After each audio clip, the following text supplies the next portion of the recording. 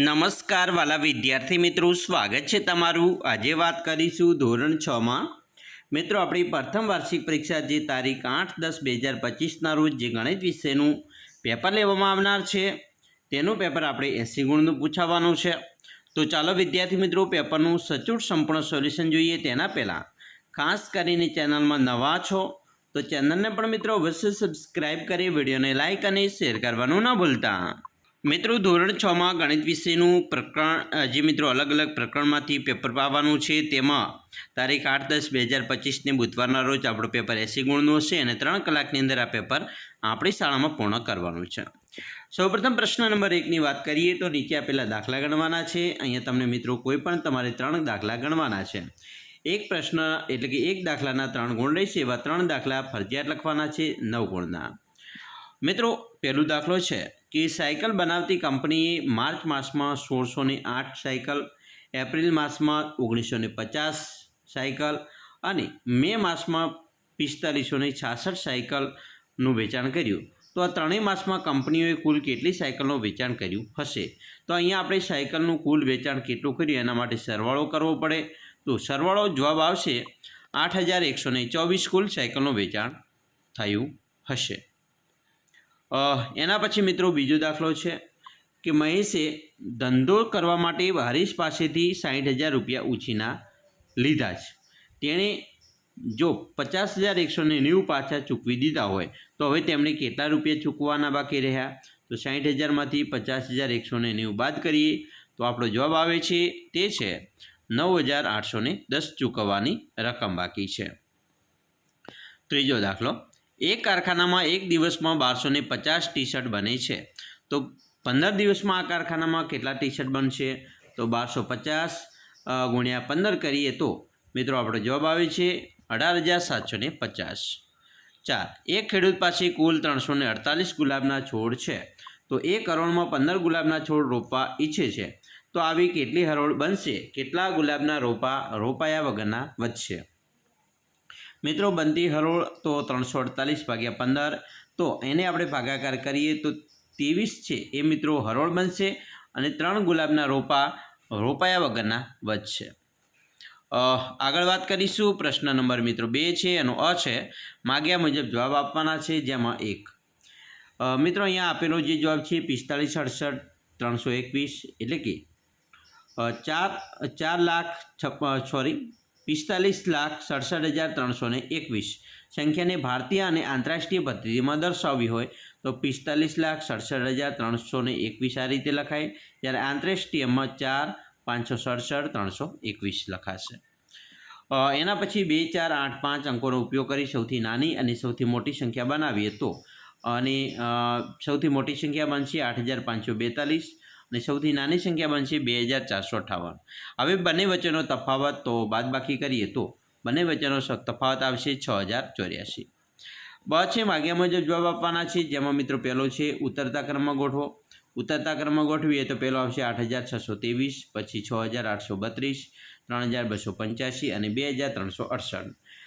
હવે બીજી રકમ છે એને ચડતા ક્રમમાં ગોઠવીએ તો 6,000, પછી 8500, પછી 8961 અને છેલ્લે 95,400।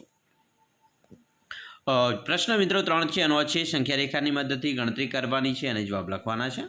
2 + 6 તો મિત્રો 2ને આપણે જમણી બાજુ 6 અંક લઈ જવા પડે તો અહીં 8 આવશે, તો 2 અને 6 તો જવાબ કેટલો આવશે? 8। 8માં 5 માઇનસ કરવાના છે તો આપણે 8થી મિત્રો ડાબી બાજુ માઇનસ હોય તો ડાબી બાજુ 5 અંક જઈએ તો અહીંયા 5 અંક એટલે કે 1, 2, 3, 4 ને 5 3 ઉપર આવશે તો જવાબ આવશે 3। હવે મિત્રો અહીંયા 3 ગુણ્યા 2 કરીએ, 3 ગુણ્યા 2 કરીએ તો જો 0થી પહેલાં 3 જઈએ અને પછી 3 રકમ બીજી જઈએ તો 6 આવશે, એટલે કે 2 વખત 3 જવાના છે જમણી બાજુ તો 3 દુ 6 આવે। હવે વિધાન ખરા છે કે ખોટા તે લખવાના છે જેમાં 1 એ સૌથી નાની પૂર્ણ સંખ્યા છે તો કે આ વિધાન ખોટું છે। બીજું 7,654ની તરત પહેલાંની સંખ્યા તો 7,653 આવશે, એટલે કે આ વિધાન સાચું છે। પછી મિત્રો 23,43,678ની તરત પછીની સંખ્યા તો 78 પછી 79 આવશે તો સાચું વિધાન છે। 4, દરેક પ્રાકૃતિક સંખ્યા પૂર્ણ સંખ્યા પણ હોય છે તો એ વિધાન પણ સાચું છે। 5, દરેક પ્રાકૃતિક સંખ્યા એક પૂર્વવર્તી સંખ્યા ધરાવે છે, એ વિધાન પણ સાચું છે. 6. 3 અંકની સંખ્યા પછી આવતી સંખ્યા હંમેશા 3 અંકની જ હોય છે.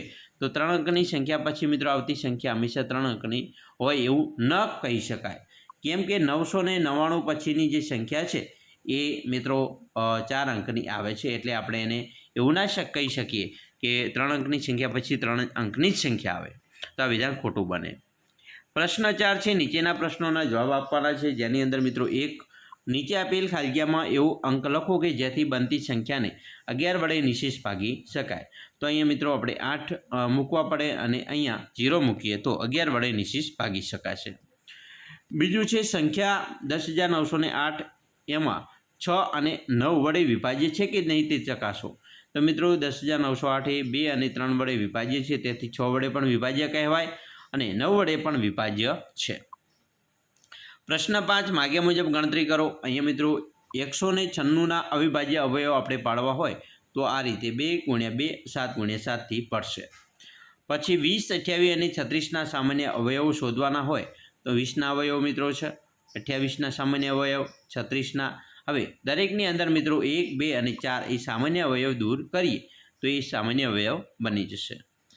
12, 18 અને 6ના સામાન્ય અવયવો શોધો. તો મિત્રો 12ના અવયવો આપેલા છે, 18ના અવયવ, 6ના અવયવ આ રીતે બને છે. હવે અહીંયા તમે જોઈ શકો છો અવયવીની અંદર મિત્રો સમાન દરેકમાં 36 છે, એટલે આપણો સામાન્ય અવયવ છે એ અવયવી 36 થશે. પ્રશ્ન 6નો આ છે, સૂચના મુજબ ગણતરી કરવાની છે.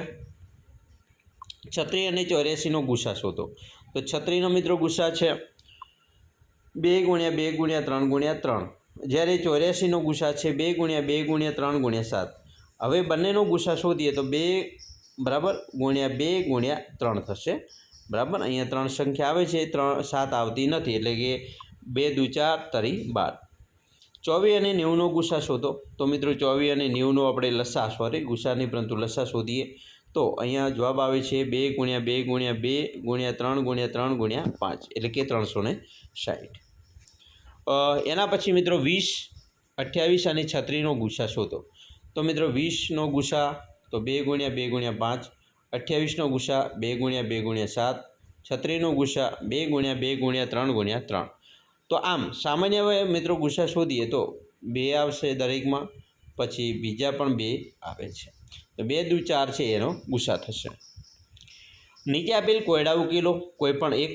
મિત્રો અહીંયા 3 મિત્રો એક સાથે ચાલવાની શરૂઆત કરે છે, તેમના પગલાંની લંબાઈ અનુક્રમે 40, 48 અને 45 એમી છે. તો દરેકે ઓછામાં ઓછું કેટલું અંતર ચાલવું પડશે કે જેથી પૂરા પગલાંમાંથી સરખું અંતર આવરી શકાય. તો અહીંયા મિત્રો ગુસા શોધીએ. બરાબર, લસા શોધવાના છે. તો લસાની અંદર મિત્રો 2 × 2 × 2 × 3 × 3 × 5, એટલે કે 720 સેમી ચાલવું પડશે. બીજો દાખલો છે મિત્રો, એક શોપિંગ મોલમાં આઈસ્ક્રીમના કપ, કોન અને કેન્ડીમાં અનુક્રમે 3, 4 અને 5 નંગનો તૈયાર પેકેટ વેચાય છે. જો સમાન સંખ્યામાં ત્રણેય વસ્તુ ખરીદવી હોય તો તમામના ઓછામાં ઓછા કેટલા મિત્રો પેકેટ ખરીદવા પડે. તો અહીંયા ત્રણેયનો મિત્રો 3, 4 અને 5નો લસા શોધીએ તો અહીંયાનો લસા મળે છે 60. તો કપમાં 60 × 60/3 એટલે 20 પેકેટ, કોનના 60/4 એટલે 15 પેકેટ અને કેન્ડીના 60/5 એટલે 12 પેકેટ બનશે. બીજો દાખલો છે, એક શોપિંગ મોલમાં આઈસ્ક્રીમના કપ, કોન, કેન્ડી. મિત્રો આપણે હમણાં દાખલો જોયો, બરાબર, એનું પુનરાવર્તન થયું છે. પ્રશ્ન 7નો આ છે, નીચેના પ્રશ્નોના જવાબ લખવાના છે.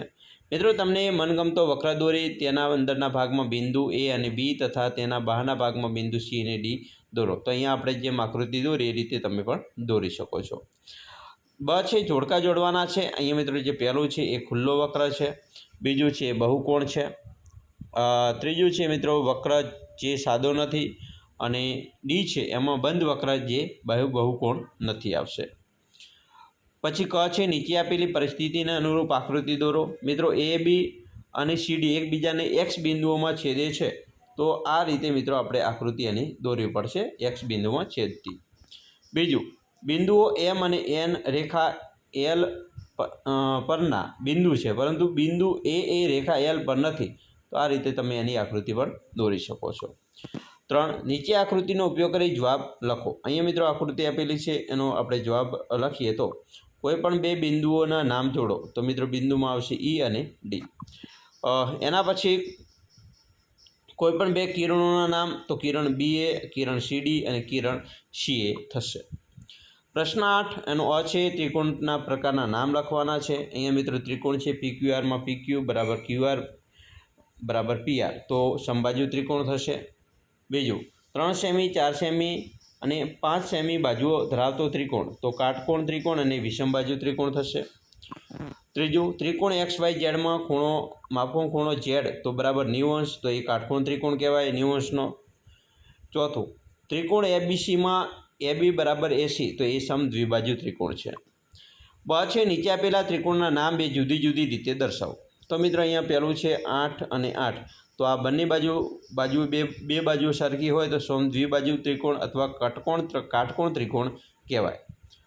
બીજી આકૃતિમાં તમે જોઈ શકો છો ત્રણેયના માપ સરખા છે એને સમદ્વિબાજુ ત્રિકોણ કહેવાય અથવા લઘુકોણ ત્રિકોણ પણ કહેવાય.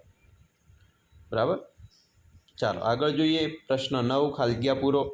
પહેલું છે 4 કાટખૂણા ધરાવતા સમબાજુ ચતુષ્કોણ એટલે એને ચોરસ કહેવાય. 2 લંબચોરસની સામસામેની બાજુની લંબાઈ મિત્રો હંમેશા સમાન હોય છે. 3 ચોરસના વિકર્ણો એકરૂપ અને કાટખૂણે દુભાગે છે. 4 લંબચોરસના દરેક ખૂણાનું માપ 90 અંશ હોય છે. પ્રશ્ન 10 એનો અ છે નીચેની સંખ્યા રેખામાં પૂર્ણાંકો દર્શાવેલ છે તેનું નિરીક્ષણ કરો અને નીચેના મુદ્દાઓ શોધો.